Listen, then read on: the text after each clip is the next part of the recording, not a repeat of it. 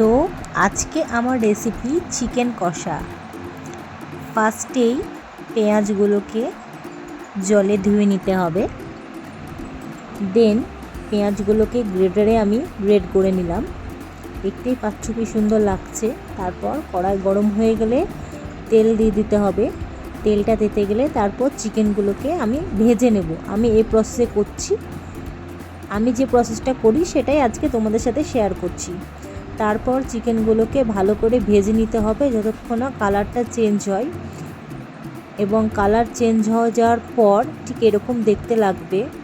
তারপর তেলের মধ্যে তেজপাতা দেব। আমি এখানে গোটা গরম মশলা স্কিপ করেছি, তোমরা চাইলে দিতে পারো। তারপর গ্রেট করে রাখা পেঁয়াজগুলোকে আমি দিয়ে দিলাম তেলের মধ্যে। তারপর আমি সেটিকে ভালো করে মিক্সড করে নিলাম। মিক্সড করতে হবে কিছুক্ষণ ধরে, যতক্ষণ না পেঁয়াজের কালারটা ব্রাউন হয়ে যায়। দেন আমি অ্যাড করলাম হলুদ গুঁড়ো, দেন অ্যাড করলাম লঙ্কার গুঁড়ো। লঙ্কার গুঁড়োটা একটু আমি অল্প দিয়েছি, তোমরা চাইলে বেশি দিতে পারো। দেন আমি অ্যাড করেছি এখানে জিরে গুঁড়ো। জিরে গুঁড়ো তোমাদের ইচ্ছে মতো বেশি কম দেওয়া যায়। তারপরে অ্যাড করলাম ধনে গুঁড়ো অ্যান্ড দেন গোলমরিচ গুঁড়ো, অ্যান্ড সবার লাস্টে অ্যাড করলাম কাশ্মীরি লঙ্কার গুঁড়ো। তোমরা স্কিপ করতে পারো, আমি কাশ্মীরি লঙ্কার গুঁড়োটা কালারের জন্য দিয়েছি। তারপর ভালো করে কষিয়ে নিতে হবে যতক্ষণ না পর্যন্ত তেলটা ছাড়ে। তেল ছাড়ার পর ভেজে রাখা চিকেনগুলো আমি এক এক করে দিয়ে দিলাম।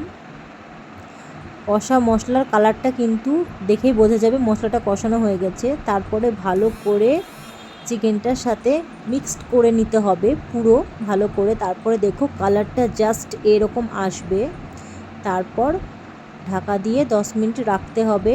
তারপর আমি এখানে টমেটো আর চিড়ে রাখা কাঁচা লঙ্কাগুলো 10 মিনিট পর দিয়ে দিলাম।